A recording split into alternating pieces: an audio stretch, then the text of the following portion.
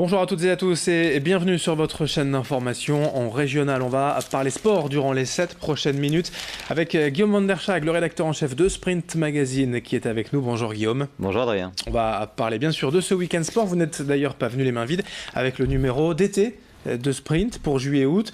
On oublie tout et on ne recommence pas. On parle bien sûr du LOSC. Il y avait la conférence de presse de Marc Ingla hier qui présentait deux nouveaux joueurs, Jonathan Iconé et Jonathan Mamban. On en parlera tout à l'heure en fin de chronique. On va commencer tout de même avec du football puisque l'événement du jour, véritablement, c'est le quart de finale de la Coupe du Monde France-Uruguay. Ouais, on peut même le dire, c'est l'événement du week-end. Tous les yeux seront braqués sur les Bleus cet après-midi à 16h. Alors forcément, ça n'a pas lieu dans la région, ça a lieu au stade de Nijni Novgorod. Alors si vous ne saviez pas où c'est, moi je l'ignorais également, donc j'ai regardé, c'est entre Moscou et Kazan. Mais le public de la métropole lilloise pourra aller à différents endroits assister à la performance des Bleus, et notamment au Zénith Lille Grand Palais sur écran géant. Alors pour l'instant c'est complet, mais si c'est comme samedi dernier face à l'Argentine, dans l'heure qui précède, il y a toujours quelques centaines de places qui se libèrent parce qu'il y a des gens qui ont réservé leur ticket gratuit sur internet et qui ne vont pas en profiter.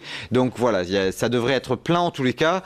Moi j'y étais la semaine dernière face à l'Argentine, ça a été une ambiance exceptionnelle, notamment dans la fosse, avec une qualité d'image extraordinaire au Zénith Lille Grand Palais. Donc là face à l'Uruguay, ça va être assez sympa, et il y aura de l'ambiance. Il y a aussi des retransmissions à Roubaix à la condition publique, dans de nombreux bars de Lille, et voilà, en tout cas tout le monde va essayer de se libérer, même si c'est un petit peu tôt. On n'a pas eu souvent les faveurs de l'organisation, ça a souvent été 16h pour nous, mais voilà, ce sera un grand moment à n'en pas douter. Ouais, nul doute que le monde économique tournera à peu près au ralenti cet après-midi dès 16h. Notez quand même, Guillaume, qu'effectivement, s'il restera quelques dizaines ou centaines de places avant le coup d'envoi tout à l'heure au Zénith, les réservations pour les demi-finales et finales retransmises, quoi qu'il arrive, sont déjà ouvertes. Absolument, vous pouvez d'ores et déjà bloquer votre place pour essayer de suivre les Bleus s'ils se sont qualifiés en demi et en finale au Zénith Lille Grand Palais. France-Uruguay, quart de finale de Coupe du Monde, bien évidemment, à 16h. Allez les Bleus.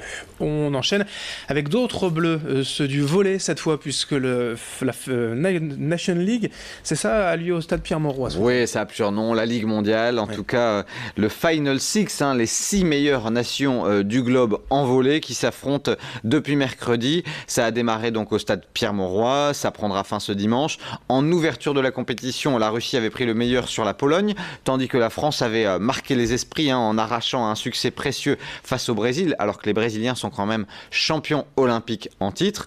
Ce soir, les Bleus affrontent la Serbie, et puis ce week-end se tiendront les demi-finales et la finale dimanche. L'équipe tricolore, c'est ça la question, sera-t-elle à nouveau sur le toit du monde?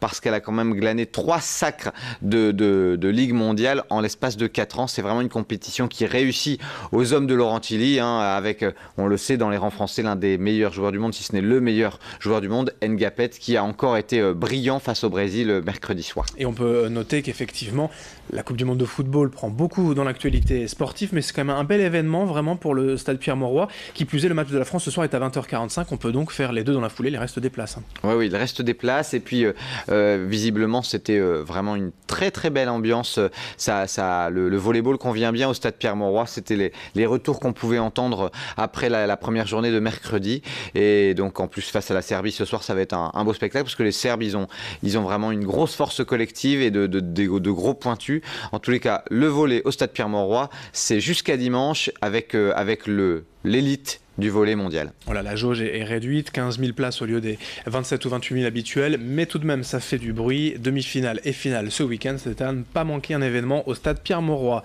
On enchaîne, Guillaume, avec de la voile, puisque là encore un événement pour la région, le Tour de France à la voile qui part ce matin de Dunkerque. Oui, c'est un classique, le Tour prend toujours son élan de Dunkerque, et plus précisément des plages de Malo. Ça démarre aujourd'hui, ça se termine dimanche avec plusieurs régates. Alors, faut savoir que les bateaux partent de la plage, et les courses ont lieu entre 12h et 16h, mais on peut assez bien les voir du littoral, de la plage de Malo. C'est une occasion assez unique de voir les meilleurs tricolores naviguer avant qu'ils ne prennent la direction de la baie de Somme, et puis hop, ils font après tout le tour, ça se termine du côté de Nice, je crois. Tout à fait, en Méditerranée. En Méditerranée, donc voilà, c'est une très très belle, un très très beau spectacle.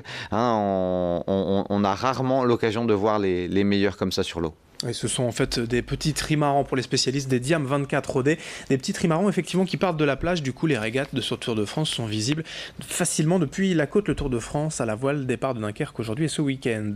Un mot de course à pied également. Oui, avec comme toujours pas mal d'événements. Moi, je voulais vous citer la panoramique du Mont Déca avec au programme un 3 et un 13,7 km. Tandis qu'à Ambleteuse, Ambleteuse c'est entre Boulogne-sur-Mer et 800, eh bien Ambleteuse accueillera le 10 km des Forts d'Ambleteuse. Et puis enfin les Foulées du Casque qui proposeront un 10 km à Honscott. Honscott c'est un peu derrière Brédune, à la frontière belge. Et ça, ce sera ce lundi soir à 20h.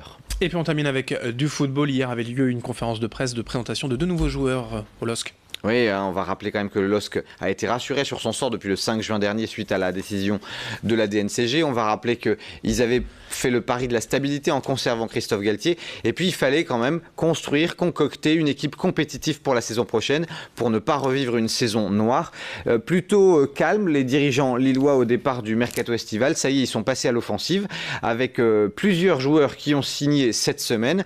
On va commencer par citer Jonathan Iconé, qui n'a que 20 ans, qui a quitté le PSG pour la capitale des Flandres. C'est un latéral gauche à fort potentiel. Il avait été prêté la saison dernière à Montpellier. Il avait disputé avec les Montpellier 37 matchs et marqué 3 buts.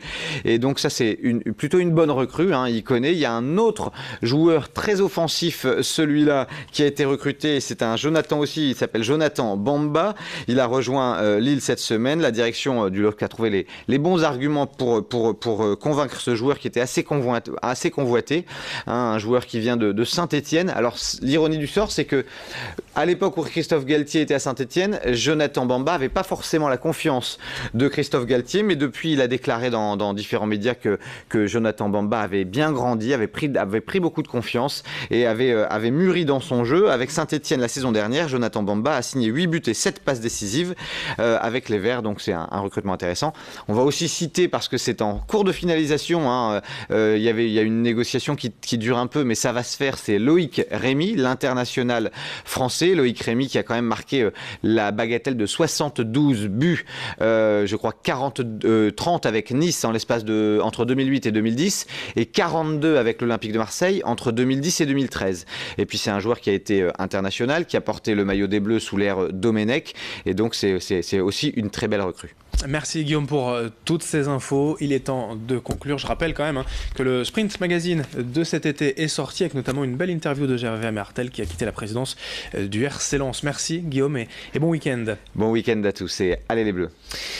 Allez, l'équipe de France cet après-midi, 16h, France-Uruguay. Merci d'être avec nous. Très belle journée.